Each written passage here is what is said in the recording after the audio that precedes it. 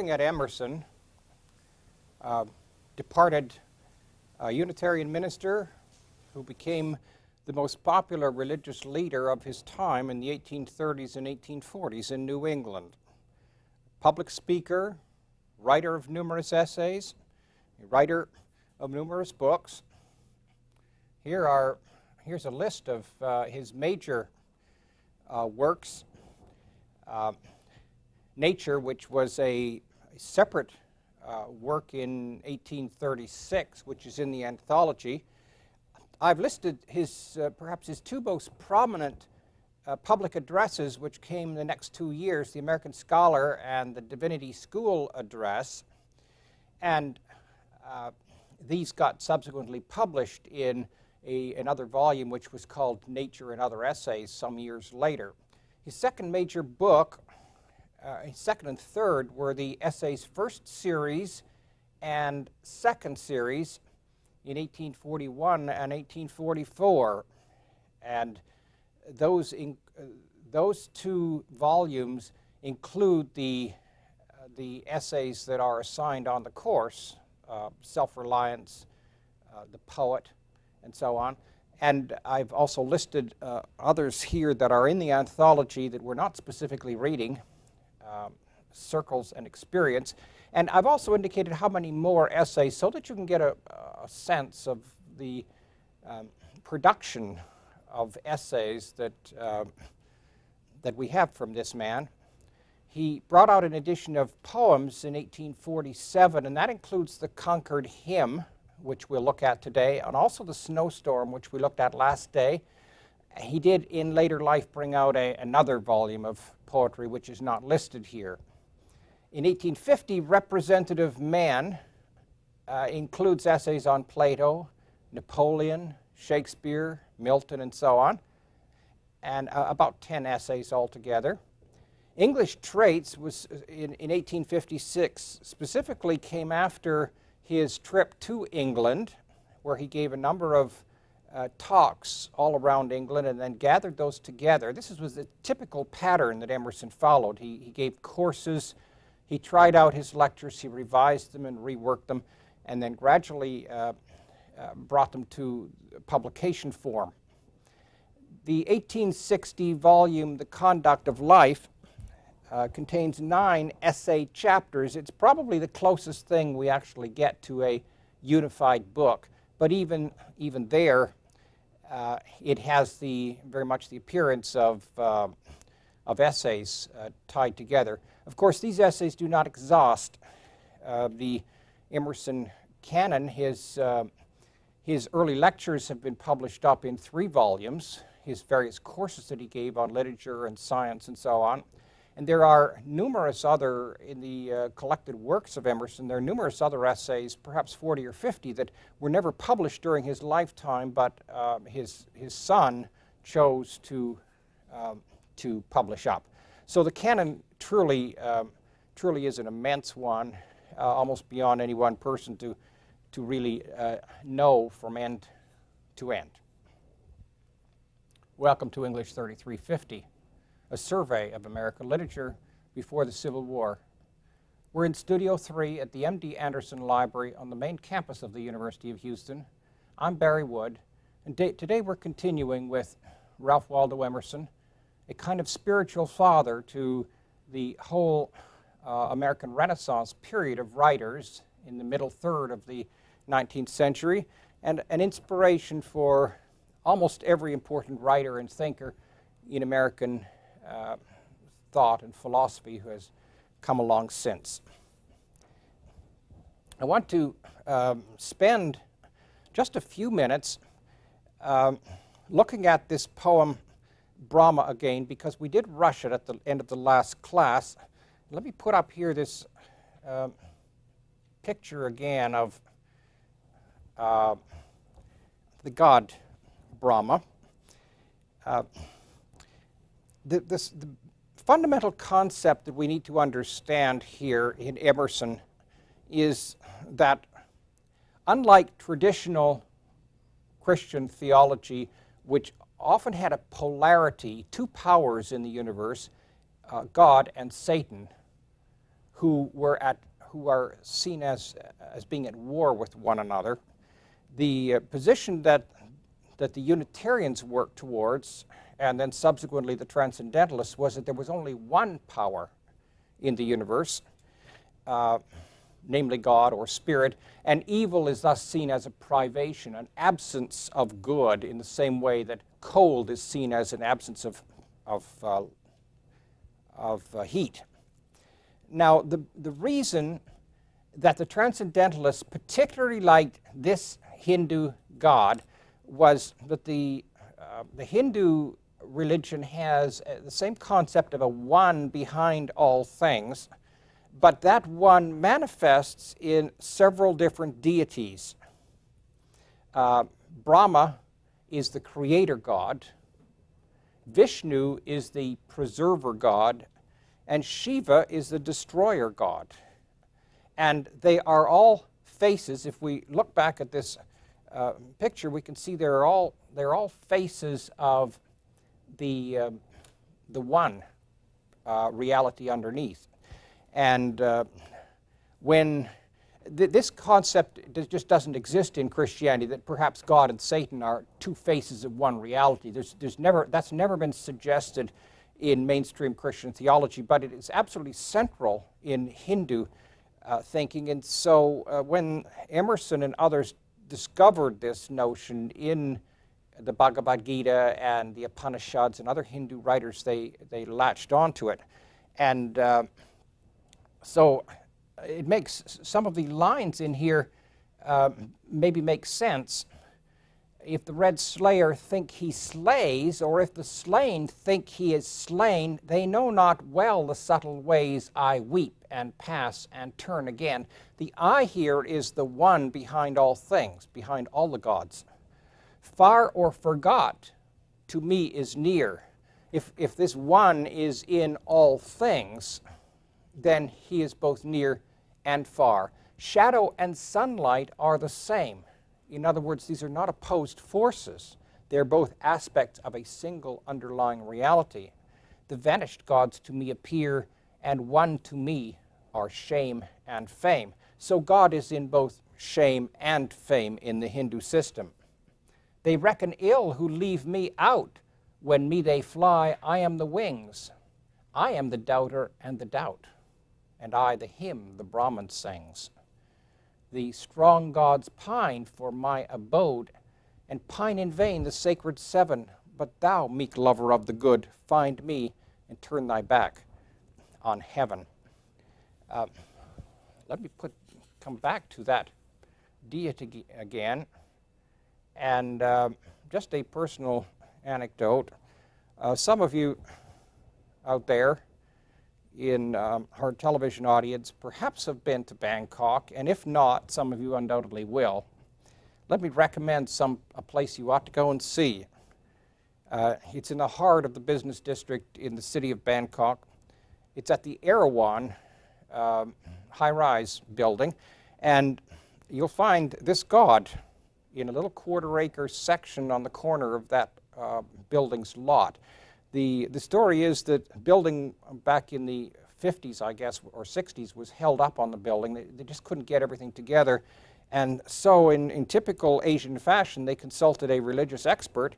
And the answer to the problem was that there needed to be a major sacrifice made by the developers to the local deities. And so the Erawan company that was building this huge high-rise, it's as I recall, 20 to 30 stories high, they donated a quarter-acre lot on the corner, one of the busiest sections in the city, and put up this god, Brahman, and there he sits in regal splendor, about 12 feet high, all in gold, with his four faces facing in different directions, and it is surrounded by a stone wall. This is an open temple. It's open to the sky, and it is busy 24 hours a day.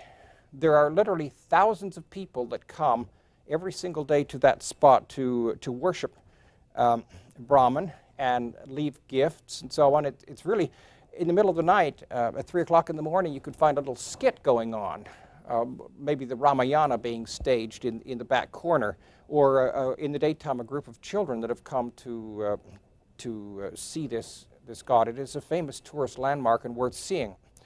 The Chinese, Asians trade their gods around. The Chinese have adopted this god. He is the god of luck and good fortune for the Chinese. And it is also said that this god is very fond of young maidens who come and dance naked in front of him.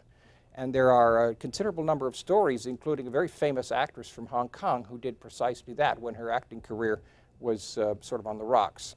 So this is a place, if you get a chance, you really ought to go and see this quarter acre, one of the liveliest religious spots you'll ever find anywhere. Let me talk about the Transcendental Club. Transcendental Club actually met for the first time the year that Emerson published Nature, and I've listed some of the major people that belonged. The Transcendental Club met for about 4 years. It was first called the Hedge Club because Frederick Henry Hedge, a Unitarian minister and professor of church history and professor of ecclesiastical history and German literature, was the one who founded the club. It was like a discussion group. And so it was called Hedges Club, and then it came to be known as the Transcendental Club. Met irregularly, and even with irregular meetings, some people only came irregularly to discuss philosophical issues. George Ripley was one of the members, and he is known today because he was the founder of Brook Farm. This particular period in American history, some of you may know, was a time when many utopian communities were set up,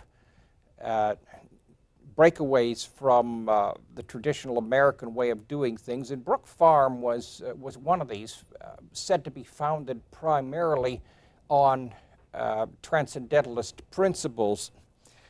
And incidentally, Nathaniel Hawthorne's novel, The Blithedale Romance, is a story that takes place, fictionally takes place, in connection with Brook Farm. Bronson Alcott is remembered as the father of Louisa May Alcott. He was a kind of a dreamy sort of philosopher, hardly earned any money, and he actually comes out in Louisa May Alcott's Little Women as the father in that family. He's really absent in the novel, but in real life, Bronson Alcott was more or less absent, certainly as a wage earner in the family, and he was supported by his daughter in later life when she became a prominent author.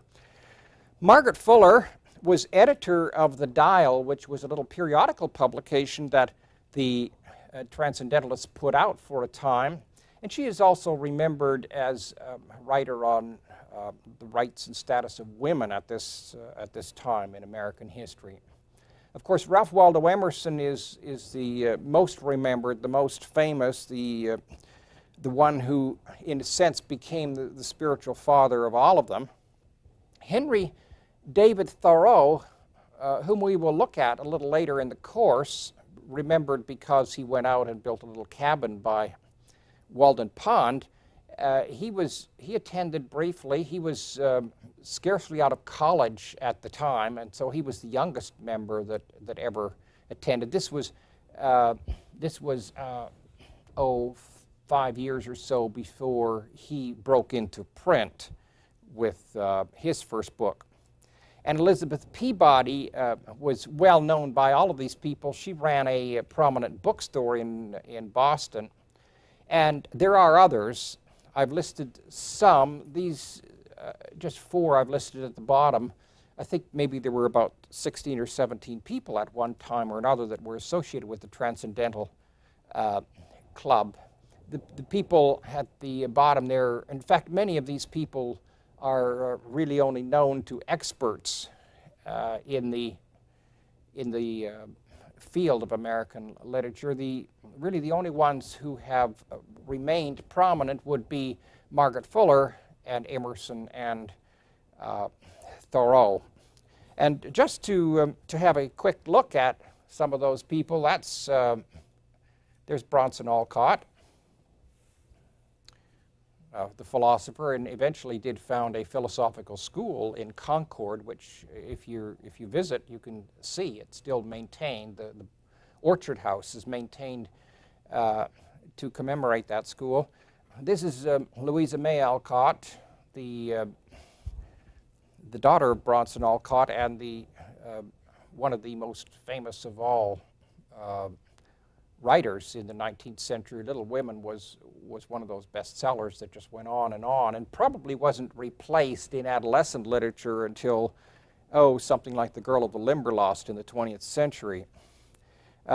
Here is Margaret Fuller, an attractive young woman, and it is said that she just adored Emerson. And some people have said it's too bad that they didn't marry. They would have made a better compatible pair than Emerson made with Lydia Jackson, his second wife. And here, of course, is the rugged old independent Henry David Thoreau, who went out, as I said, and built a little cabin by Walden Pond. That's a print, actually, from the first edition of Walden. We'll look at him a little later. Now, all of this intellectual activity, remember, is taking place at Concord. To remind you again of where it is, it's actually about 16 miles to the northwest of Boston. Here's Cambridge, where Harvard University is located. And here is a map of Concord, an old map of Concord. Will give you some idea of how populated it is. The dots are the various houses at the time of these authors were referring to. And you can't read the print, but right here is Ralph Waldo Emerson's house.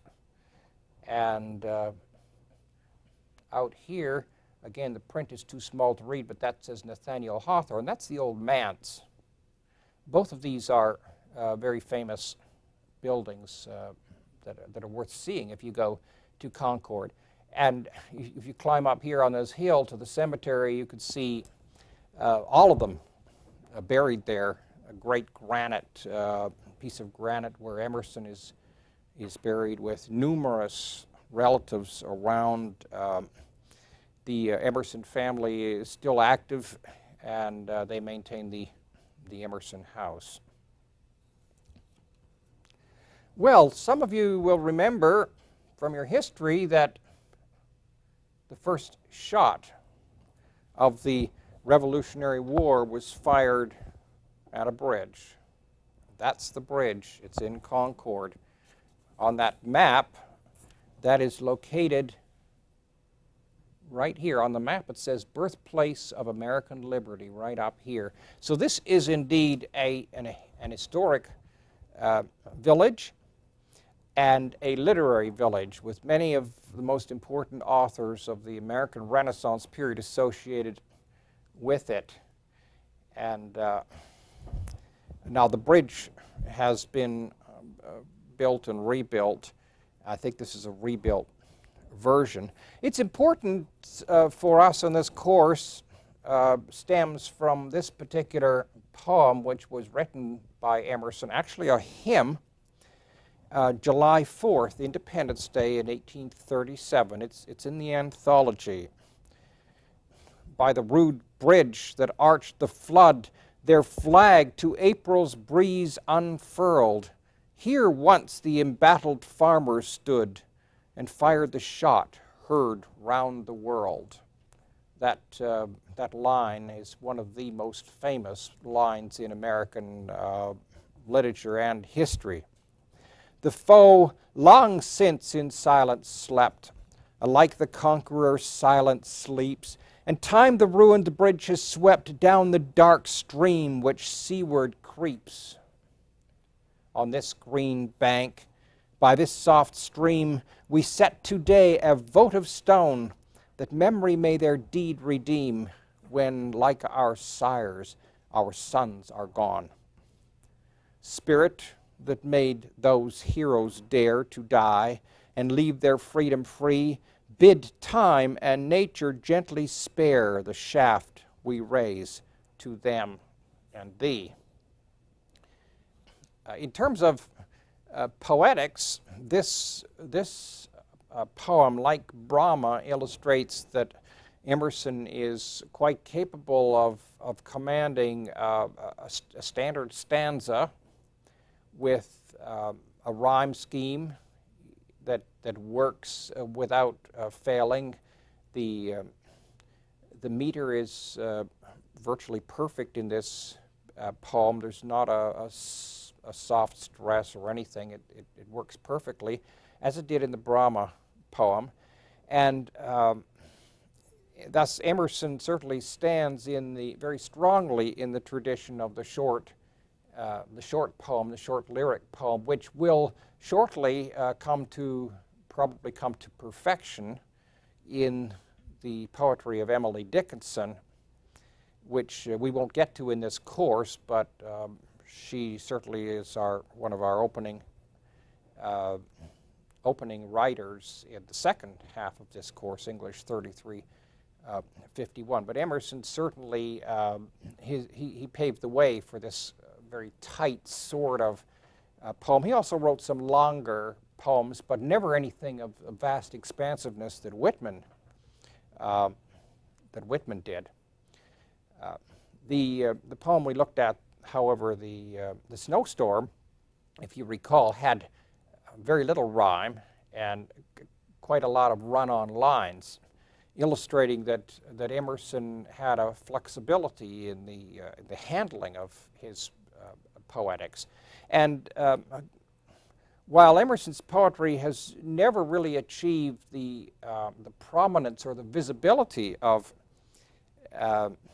these two later poets, Whitman and Dickinson. We will get to Whitman at the end of this course, by the way, because he published a considerable amount of work before the Civil War. But Emerson's not as visible as either one of these, but in a sense, both of these poets do look back to Emerson as a kind of parent in the transcendentalist mode. These writers all knew each other very well, read each other, and Emerson, as the major speaker and theorist, was as well known as any in New England, so everybody knew him. This is a statue that is now was erected, I think, in the 1870s in Concord. This is the Minuteman taking up his rifle. Remember that in those days there was no standing army, which was one of the reasons why the Bill of Rights had the right to bear arms clause in it. They wanted to have everyone ready with a rifle at home so that instantly an army could be raised. Here you see the Minuteman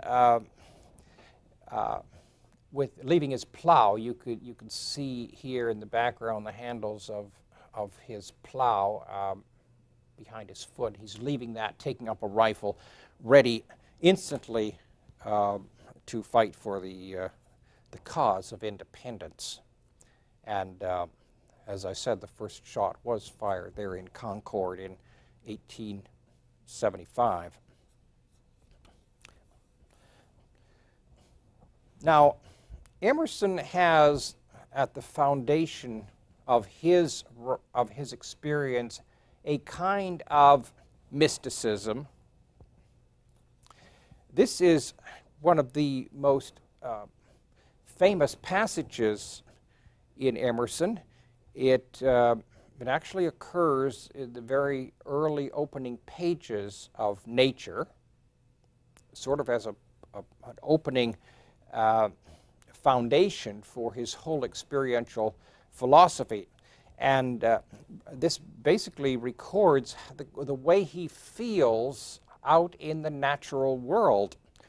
A common is a common area in the towns. In New England, there was always what was called the commons in the center of the town, where town meetings could be held. And in the very early days, where the animals would graze.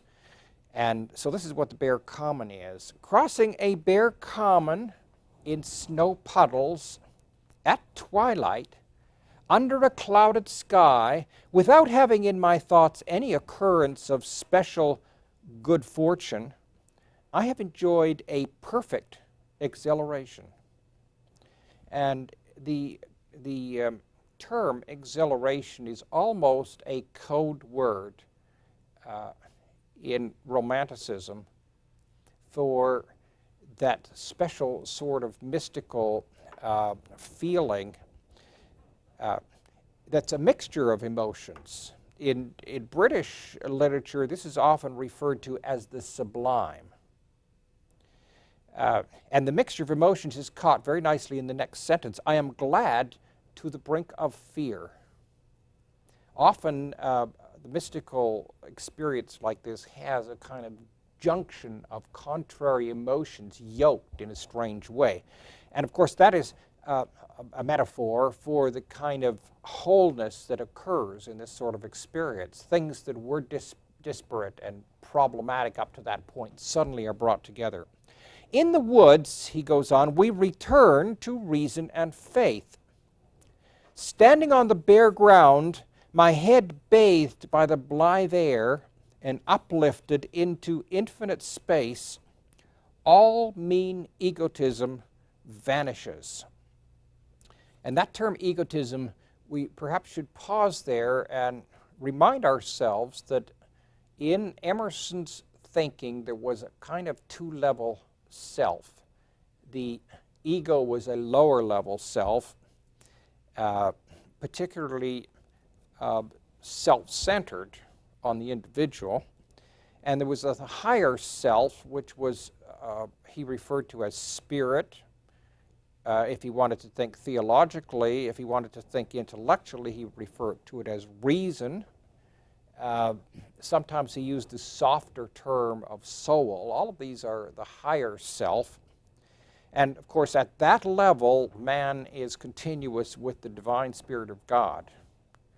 And when, to come back to what we talked about in the earlier class, self-reliance is usually confused. In our minds, when we think of someone as self-reliant, we think of them as having a very strong ego. And that, for Emerson, would be attachment to the lower self. In Emerson's thinking, self-reliance is not attachment to the lower self, but to the higher self. In other words, it is spiritual reliance, and at that point, in a simple equation, self-reliance equals God-reliance. Being self-reliant, in other words, is depending upon the deepest layer or stratum or depth that man has. He goes on, I become a transparent eyeball. I am nothing. I see all. The currents of universal being circulate through me. I am part or particle of God. In all fairness, we ought to note that the transparent eyeball phrase is probably one of Emerson's poorly chosen phrases. It has been caricatured. There is a famous drawing, for instance, of a long-legged an eyeball on two long legs that was done by Cranch very shortly after this work was published. But I think if we can overlook perhaps the unfortunate sort of heavily visual imagery here, we can still get the idea that Emerson was getting at. So he finds the woods particularly as very inspiring. And there are scattered through his writings, and particularly his journals, a number of passages that capture the same sort of feeling. Now, the importance of nature we can perhaps schematize in this fashion. And this is the importance of nature for the experiencing soul, but also the importance of the essay, nature. You will note in the very early part of that essay, it's actually in the introduction in the very last paragraph where he says, philosophically considered, the universe is composed of nature and the soul. Those are the two things that are here separate, nature and the soul. What do you have a sense of through this essay? And I realize we have not assigned the whole thing, but I think it's worth having an overview of this particular essay because it is really the linchpin of the Emerson canon.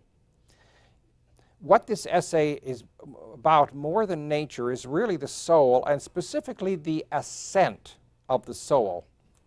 You will find, for instance, that the next to last chapter of nature is called Spirit. And this essay is really about the way in which the soul uses nature to ascend to spirit. Let me say that again. This is really about the way the soul uses nature to ascend to spirit. And in fact, one could almost draw little ladders up here with each little step being a chapter in the nature essay. Just how that works, certainly nature is assimilated or taken in by the soul at various stages, and each time it is taken in, the soul ascends a little higher on this ladder.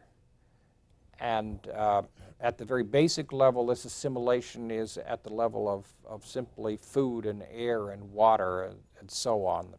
The basic environmental way in which we use nature to live.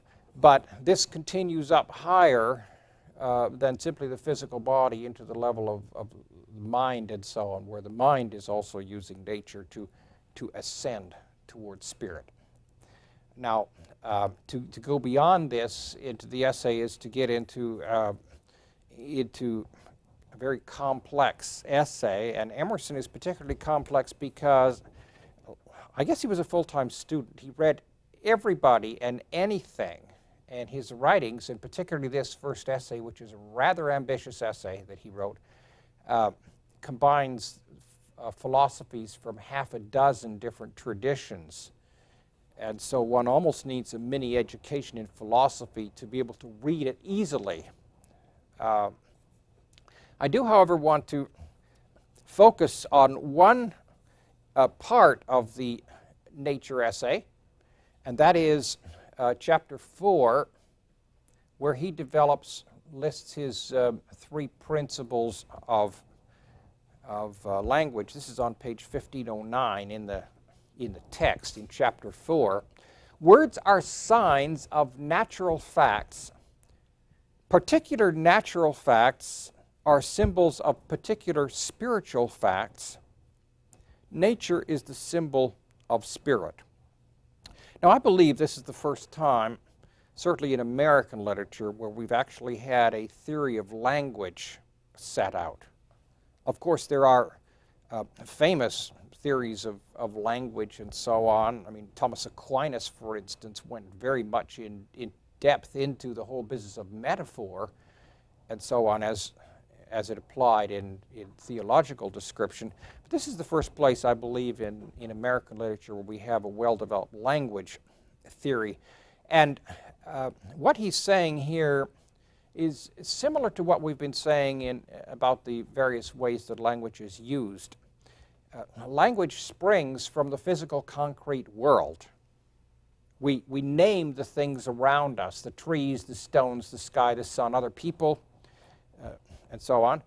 But when we move to the abstract level or the spiritual level or the moral level and talk, we have to use the same vocabulary.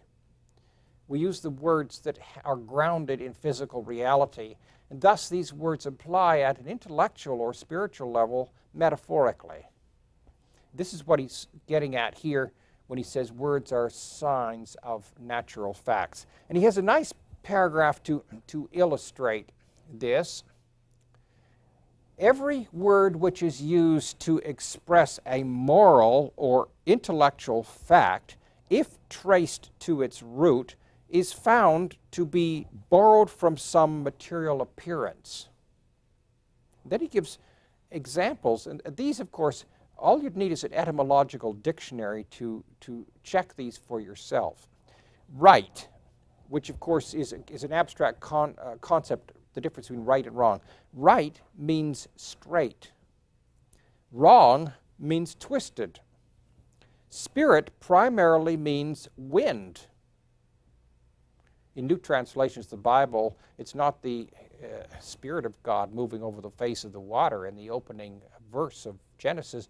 Often it's the wind of God that is moving over the face of the waters. Transgression, the crossing of a line. Supercilious, the raising of an eyebrow. We say the heart to express emotion. The head to denote thought. And thought and emotion are words borrowed from sensible things and now appropriated to spiritual nature. Now, that same principle then carries over into abstract ideas. And we're perhaps not aware of this, but we're all constantly capable of taking a physical fact and doing a transformation, a mental transformation of that into an abstract truth. And to illustrate that, I'm going to give you an example, and you just watch yourself do it. I'm going to give you a physical fact, and you're going to instantly change that into a general abstract truth. Are we ready? People who live in glass houses shouldn't throw stones. Did you see it happen? What happened is something like this. The mind, or in Emerson's terms, the soul, confronted with a physical fact about glass houses and throwing stones, moved this physical fact upwards to a moral truth. And this is exactly an exact illustration of what Emerson is saying in his language theory, that our moral truths, our abstract truths, draw upon the vocabulary of the physical world. And you can see why this language chapter is in the middle of this essay, Nature. If you keep in mind, this is basically the same diagram that we've had. This is one step in the ascent of the soul. Presumably, if you told a child, let's say a 4, 5, 6-year-old child, people who live in glass houses shouldn't throw stones, the child is going to take that at the literal physical level. They're going to figure out, yes, that's probably right. Anywhere that you're near glass, you shouldn't throw stones. It's a stupid thing to do because you're going to break the glass.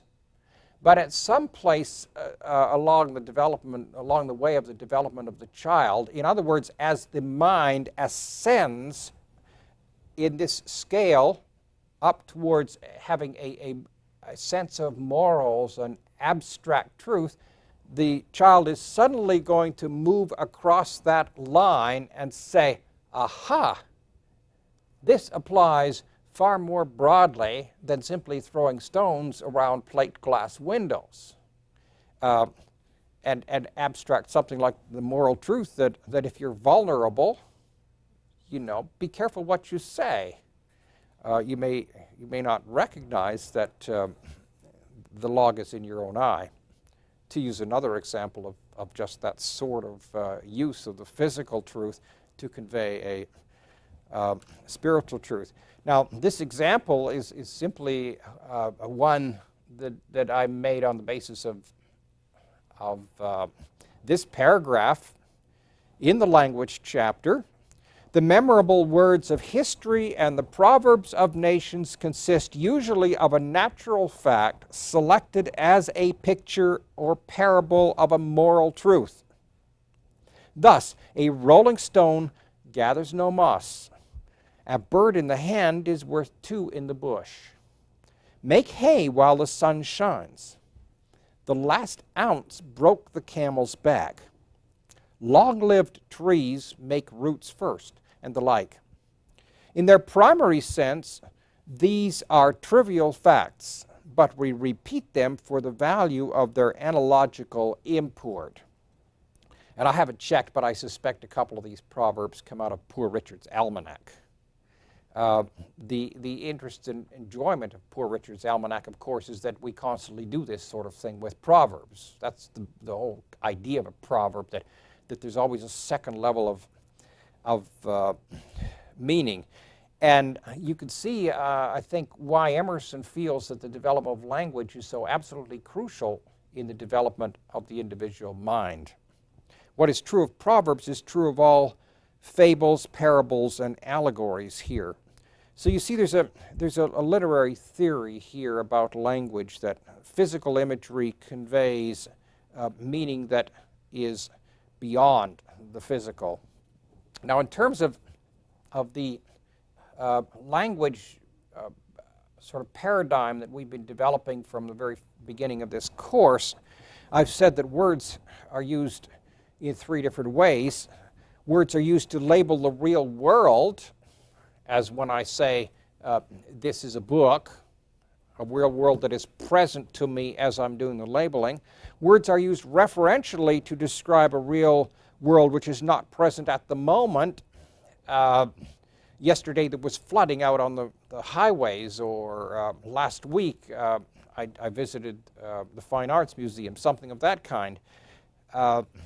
This is the referential use of words to describe a world that is not present but is nevertheless a very real world.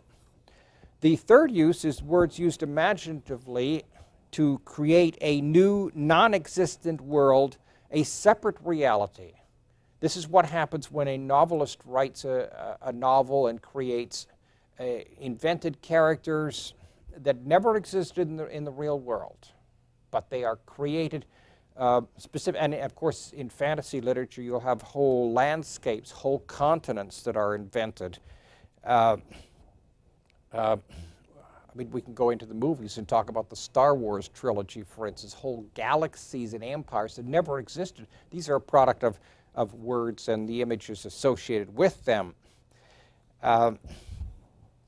Now, what Emerson's theory of language shows is that we have to draw our vocabulary from this level of the real world, particularly referential worlds, referential language.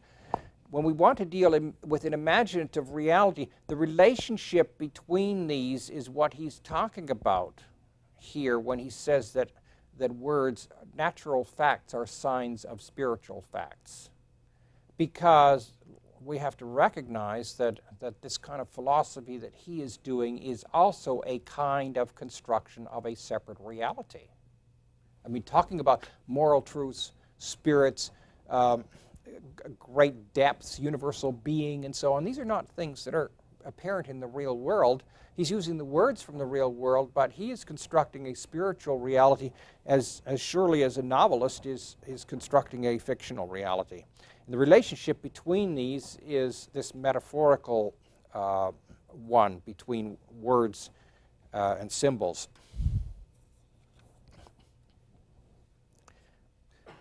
Now we need to look at the American Scholar, one of Emerson's most central essays, and it, probably combined with the Divinity School Address, constitutes Emerson's Declaration of Independence. Let me just remind you of, when you read the American Scholar, you find that there are 3 numbered sections in the essay. And incidentally, the whole essay isn't divided into 3 numbered sections. You actually go about halfway through the essay before you get to those numbered sections. And those sections are the influences on the mind of the scholar, which are three: nature, books, and what Emerson calls action, which is roughly equivalent to our term experience. You will find, incidentally, in Emerson's essays, not all the time, but fairly often, particularly in his early essays, you will find numbered sections in this fashion. And to put the matter quite simply, this is the hangover from his sermon days. Sermons almost always, all the way back to the ones even in this anthology by Jonathan Edwards, Sinners in the Hands of an Angry God, typically have numbered sections. And since Emerson was a preacher, and in fact was still delivering sermons, still writing sermons at this point occasionally, we could see the effect of the numbered section on his essays. Later on, he gets a little beyond that. What he wants to talk about here in The American Scholar is about how the scholar's mind grows. We can understand this, I think, as not only the scholar's mind, but all minds. And the mind grows in precisely the same way that we've talked about, a kind of ascent. Here, for instance, he talks about how the mind grows. He says, classification begins. To the young mind, everything is individual, stands by itself. By and by, the mind finds how to join two things, and then three, and then 3,000, and so tyrannized over by its own unifying instinct, it goes on tying things together, discovering roots running underground. The passage I'm quoting from is this one from page 1531. It's in this part of The American Scholar where he's talking about the growth of the mind, whereby contrary and remote things cohere and flower out from one stem. Now, if you keep in mind this sort of triangulation that I'm talking about at the bottom level, again, just to put that in front of you, at the bottom level, there are many things in the physical world. The mind sees things as related into categories, and the categories as related into more categories, and works upward towards single classifications that contain many things. Our movement then here is from the individual things of the physical world to the level of mind which unifies. Again, we're moving, you see, from nature towards mind, or nature towards spirit. And Emerson sees the classification habits of the mind as a particular exact example of this progress of the mind towards truth. But what is classification but the perceiving that these objects have a law which is also a law of the human mind? Emerson was, of course, much influenced by science, by Newton, for instance, by the laws of gravity, whereby thousands of falling objects could be unified under a single law of gravitation, a law that would apply to all of these. And Emerson was very much aware that that law was not something simply floating around out there in the world. What's floating around out there in the world are falling objects. And objects fall for hundreds, thousands, millions, billions of years. Only when a mind comes along are these separate incidences of falling objects united under law, under something that unifies. It is mind, then, you see, that brings the concept of law and order to the universe. And if you're following Emerson along here, you may be sensing that what Emerson is subtly doing is moving the greatest power in the universe from an abstract, separate deity on high to a spiritual power within the mind of man. He still maintains the old vocabulary of God and spirit and so on from religion, but subtly he is doing a kind of paradigm shift and moving into a kind of what we might call a spiritual psychology. Now, I'd like to look at one of the most crucial passages here in the American Scholar, but it takes just a little bit of preamble. Let's just remind ourselves of how the physical body grows. It's easiest if we think of a child's body moving to an adult body, but it still works if you're an adult because you have to maintain the body in the same way. The way we maintain the body is by taking this alien other, which is nature, and taking it into the body. A steady stream of beefsteak, fried eggs, Diet Coke, Cheetos, and chip dip. And if you haven't had a meal for 4 or 5 hours, or you haven't been near a water fountain for a couple of hours, or if you're in a stuffy room, you know how dependent we are on all of those things, food, air, and water. This is not something we can go without. And the body literally builds itself by this assimilation process.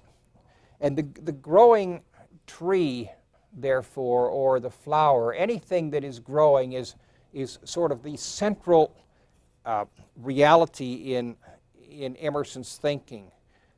He doesn't see a tree like this as separate from its environment. He sees the tree as starting out with a tiny seed that is surrounded by soil and water and air and minerals, and by a process of assimilating these environmental things to itself, the seed grows bigger, grows up into the sky, and eventually becomes, in a sense, the environment transformed into tree. Now that's all. That's all very elementary science, and it's, I think, understood very, very well, even at a high school level, that we are built out of the stuff we eat. What Emerson does is carry this idea a step further and say that the mind or the soul is built in the same way. The mind can easily be starved. The mind has to have a constant stimulation too from outside itself in the form of experiences. Emerson uses the word life or action to talk about this.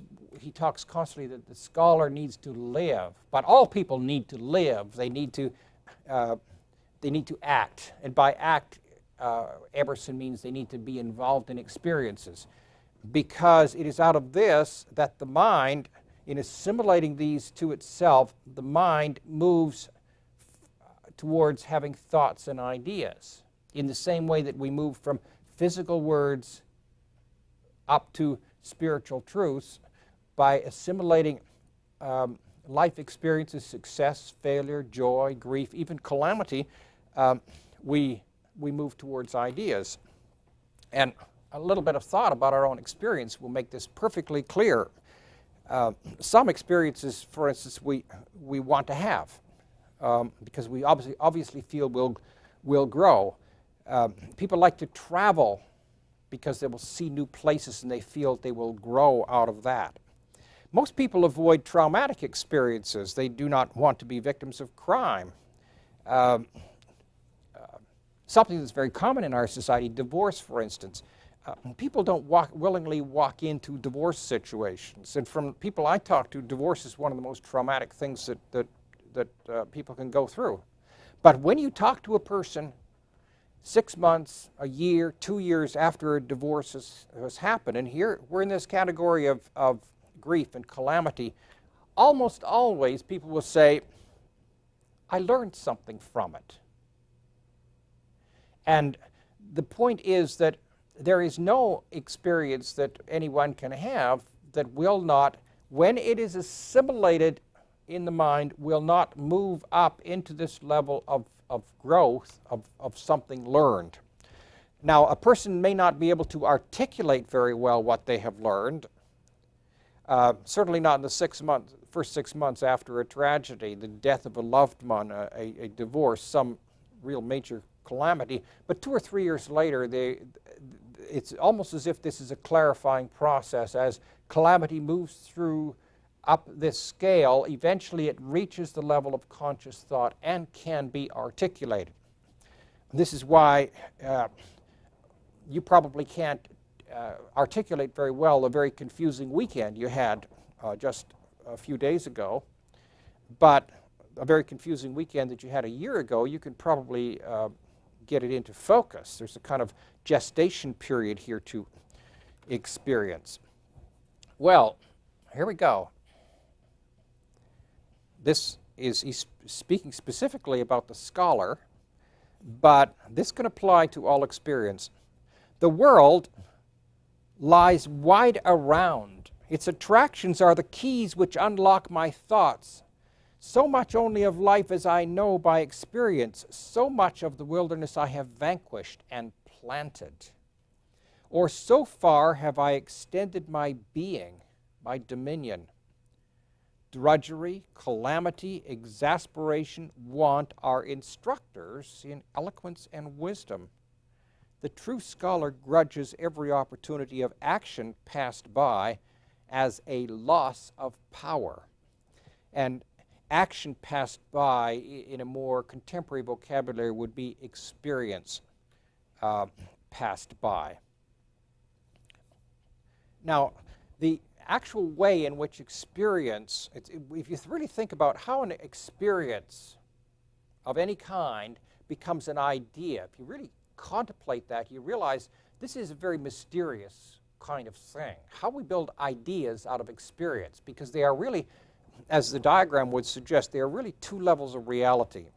And Emerson captures this idea rather well in this passage, where he likens it to the change that occurs from a grub metamorphosizing into a butterfly, which, if you follow that, is also an extremely mysterious business.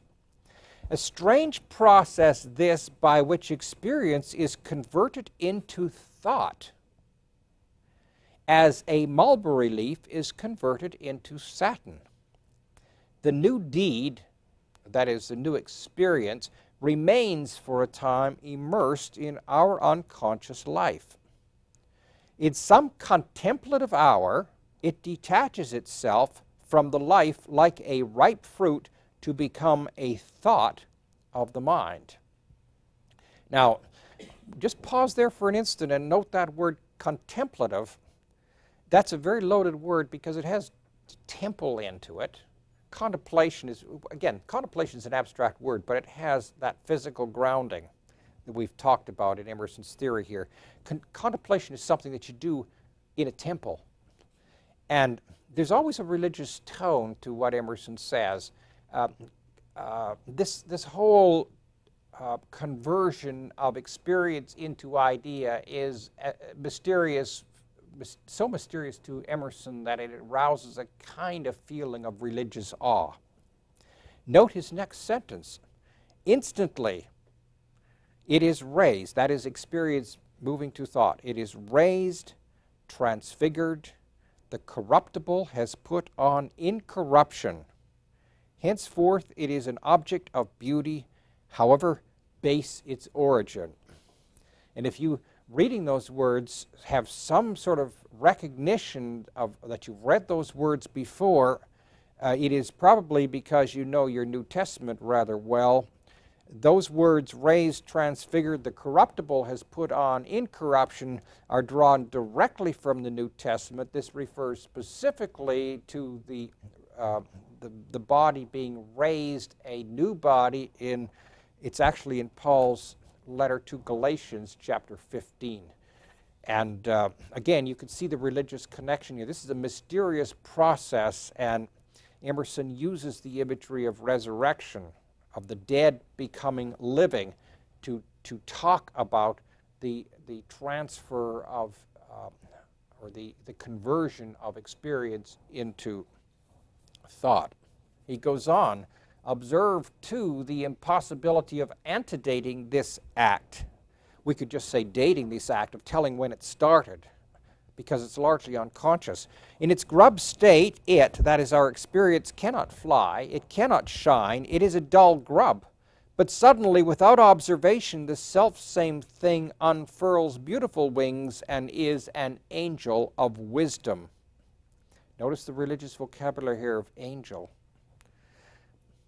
That really is talking about the way in which another step, experience becomes idea, and then if in the hands of an artist or a poet, the idea can then be shaped and separated. And in the growth model, this is like the fruit of a tree that can be plucked and carried away. In Emerson's growth model, a poem is like a tree, is like a fruit plucked from the tree. A whole growth process of assimilation into the tree has gone on, the tree has grown, and now its product is the fruit. That is the separable thing that has a beauty that can be carried away. That's the poem or the art object. So is there no fact, no event in our private history which shall not sooner or later lose its adhesive inert form and astonish us by soaring from our body into the empyrean. Every experience in life must also soar and sing.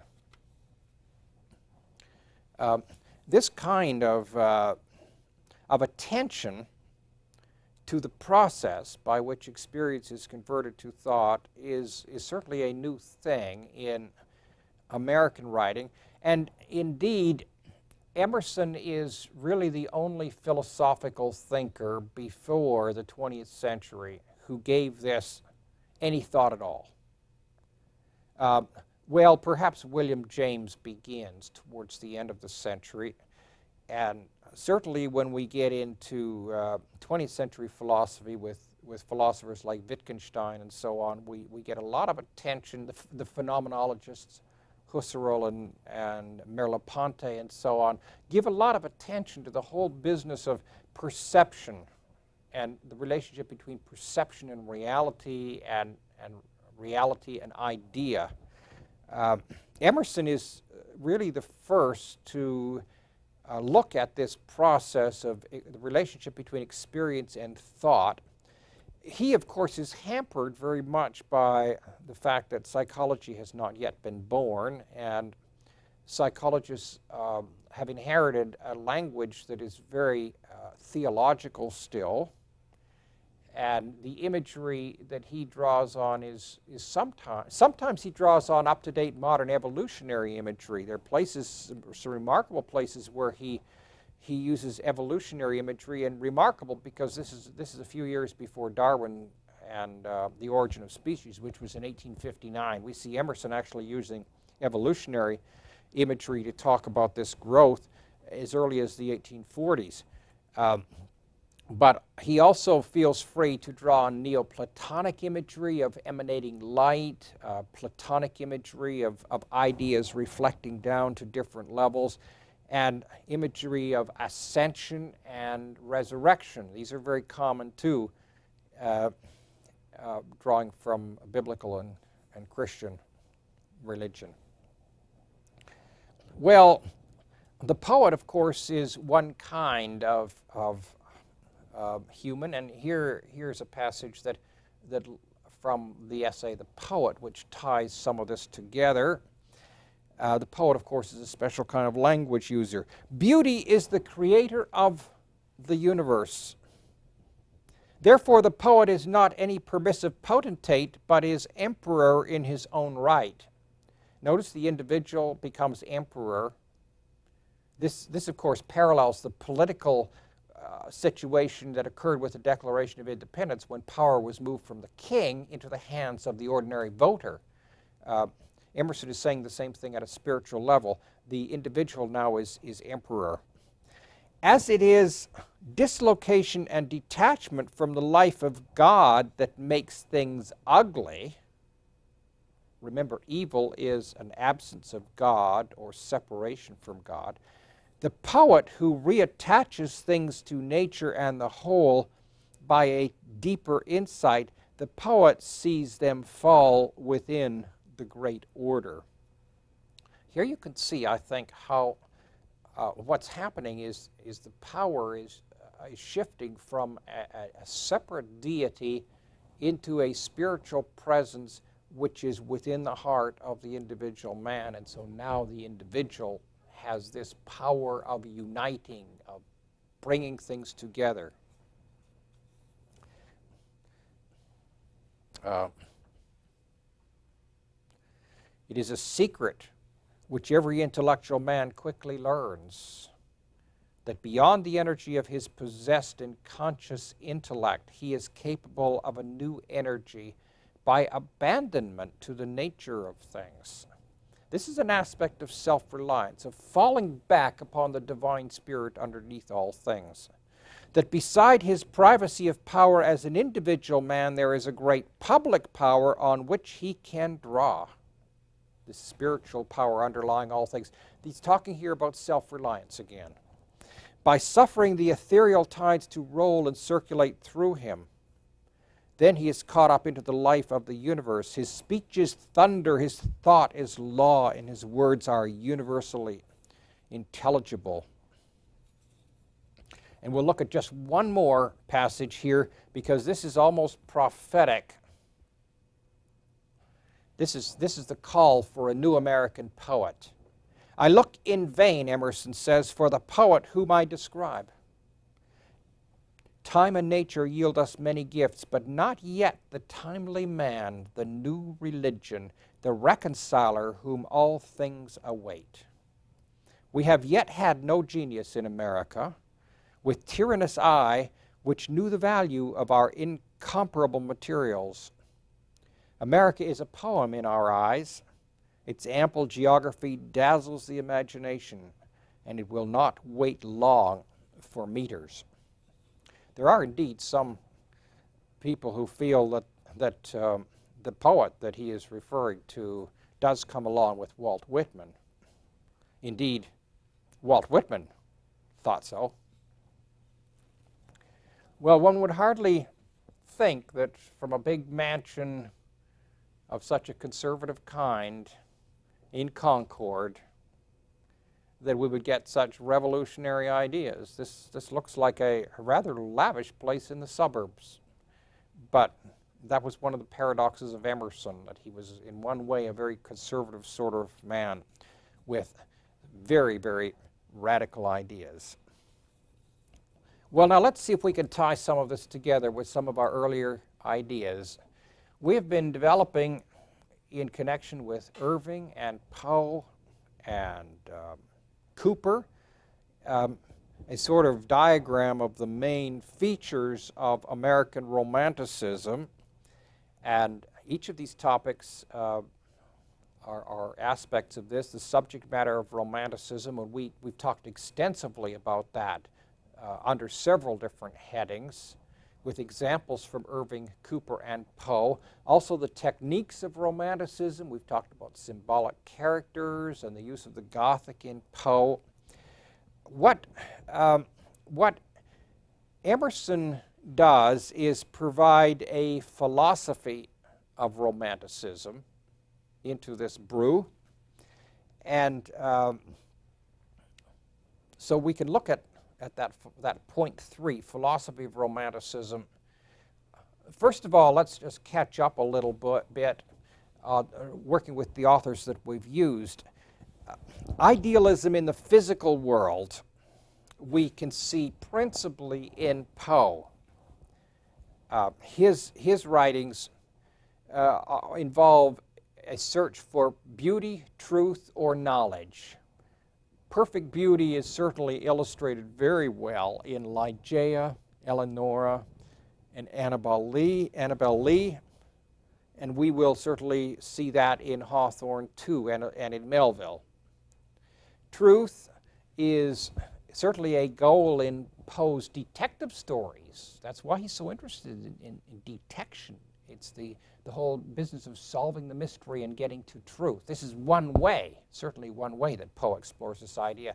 Absolute knowledge, Poe's manuscript found in a bottle, is a quest for abstract knowledge, and his House of Usher is certainly a quest for buried self-knowledge, the mysterious double-sidedness that seems to be involved in this split house and this divided family.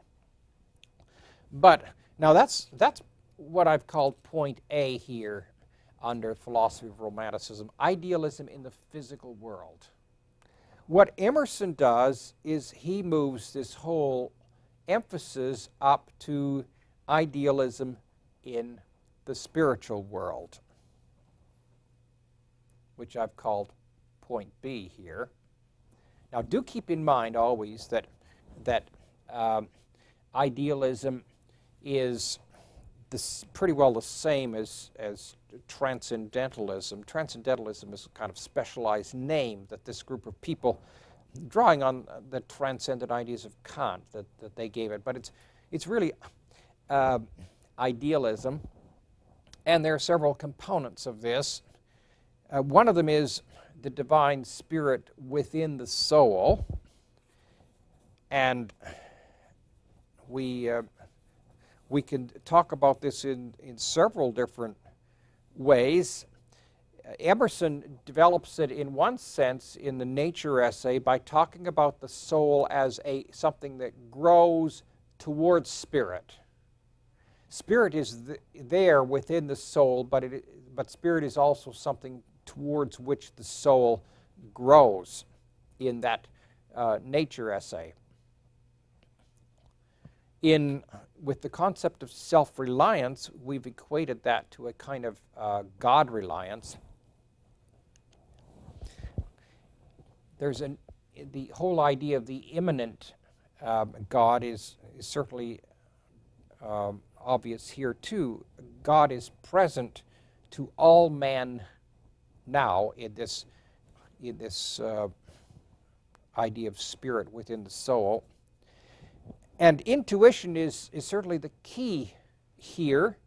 Keep in mind that other ways that God has been known are through revelation in mainstream Christianity up to the 17th century by revelation, and then in the 18th century through reason and logic. Now with the Transcendentalists we move to a third way in which God is known, and that is intuition. Second point here, divine spirit pervades nature and man. Nature is an emanation of spirit. This particular way of saying it is a kind of Neoplatonic idea.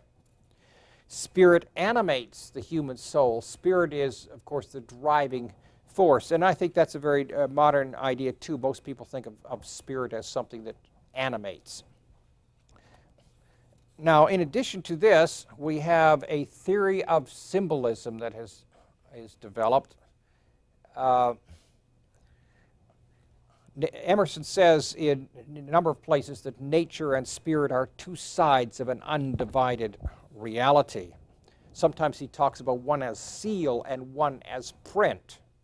And it is because they're two sides of one reality with only the nature side visible. Thus, we have to look through the nature to see the other side, which is spirit.